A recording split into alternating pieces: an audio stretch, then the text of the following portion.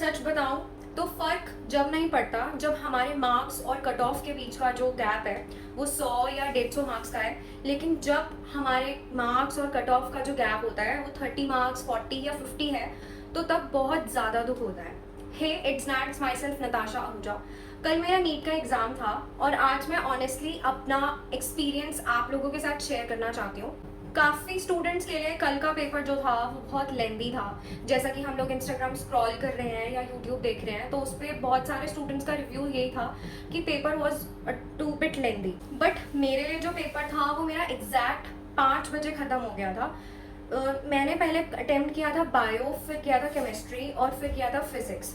Bio मेरी ठीक ठाक गई है और टाइम से भी वो कंप्लीट हो गई थी। बट जो केमिस्ट्री है उसने थोड़ा ज़्यादा टाइम ले लिया, जिसकी वजह से ऐसा होता है ना कि सब लोगों के माइंड में एक चीज़ चल रही होती है कि फिजिक्स को 1 घंटे से ज़्यादा टाइम देना होता है। बट मेरा एग्जैक्ट 1 घंटा ही बचा था उस टाइम जिस समय मेरी केमिस्ट्री कंप्लीट हुई। तो थोड़ा पैनिक आ गया था कि अभी तो फिजिक्स पूरी कंप्लीट बची है, 45 क्वेश्चंस बचे हैं और टाइम सिर्फ है 1 घंटा।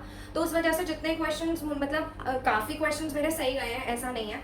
बट कुछ क्वेश्चंस जो मुझे आते थे और मैं गलत करके आई हूँ वो एक पैनिक था। और मतलब 50-50 क्वेश्चंस ऑप्शंस होते हैं ना, 50-50 हम लोग मार्क कर देते हैं, तो वो थोड़ा सा इस बार सही नहीं गया मेरा। तो मतलब मेरे लिए वो इतना मुझे लेंदी नहीं लगा। तो बेसिकली अब पेपर को लेंदी देखते हुए हम कुछ नहीं कह सकते कि क्या कट ऑफ आएगी क्या नहीं आएगी। This only will depend on the result day, जब या फिर जब एनटीए अपनी आंसर की रिलीज करेगा। उससे भी ज़्यादा फर्क नहीं पड़ेगा, जब रिजल्ट निकलेगा और रैंक पता चलेगी तब। I will not reveal my marks that I have calculated, that I will only reveal on the day NTA declares the result. Because अभी जो मुझे लग रहा है वो ये है कि मे बी मेरा जो एग्ज़ाम है वो गवर्नमेंट मेडिकल कॉलेज से फॉर MBBS रह जाएगा। बिकॉज जो डिफरेंस मुझे दिख रहा है that is about 30, 40 to 50 marks का ही, और मे बी क्लियर भी हो जाए। I am not sure about it, but definitely I will be sharing with you guys on the result day.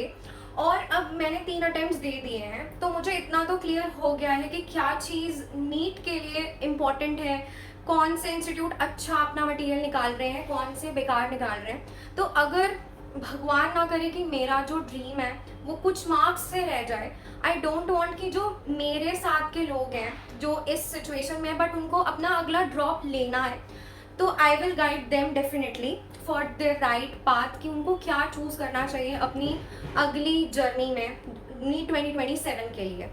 So if you need any help, you can follow me from today, and in your journey I'll be playing a very important role. 3 attempts देने के बाद ये भी पता चल गया है कि तीनों अटेम्प्ट्स में क्या मिस्टेक थी। बट जो मेरे अटेम्प्ट्स में मेजर जिसने मेरा सिलेक्शन होने से रोका है वो है मेरा खुद का प्रेशर और पैनिक।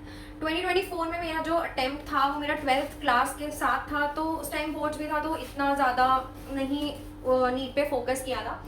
2025 वाला पेपर वॉज डिफ़िकल्ट और 2026 का जो पेपर था जो कि कल हुआ है दैट वॉज मॉडरेट। बट वही था कि केमिस्ट्री में थोड़ा सा ज़्यादा टाइम लगने के बाद माइंड में ये आ गया कि फ़िज़िक्स के लिए टाइम कम बचा है, जबकि फ़िज़िक्स तो मॉडरेट ही आई थी। और इस वजह से पैनिक हो गया, आते हुए क्वेश्चंस में भी थोड़ा सा अप एंड डाउन हो गया। और मैंने वैसे और भी फॉर्म्स फिल किए हुए हैं एंड डेफिनेटली मैं वो भी दूंगी and let's see what happen. तो बेसिकली जून जुलाई एंड तक पता चल जाएगा कि मैं आगे क्या करने वाली हूँ, क्योंकि मुझे अभी ज़रा सा भी नहीं पता कि व्हाट विल हैपन, मैं क्या करने वाली हूँ। सो जो भी मेरे एंड से होगा I will be trying my best to guide you guys in my upcoming videos कि क्या चीज़ करनी सही है, क्या चीज़ करनी नहीं सही है, कौन सा मटेरियल सही है, कौन सा नहीं सही है। अपना टाइम वेस्ट मत करो तुम फालतू के मटेरियल्स पे रिलाय होकर। तो ऑनेस्टली सारा एक्सपीरियंस शेयर कर दिया है कि मेरे साथ क्या हुआ था कल, एंड 2024-25 का भी मैंने आपको बता दिया। If you liked my journey and if you want to see my journey, then follow for more on this channel and Instagram channel. Its ID is mentioned on the screen.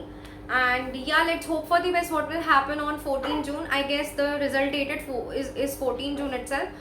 So let's wait till then. See you. Bye bye.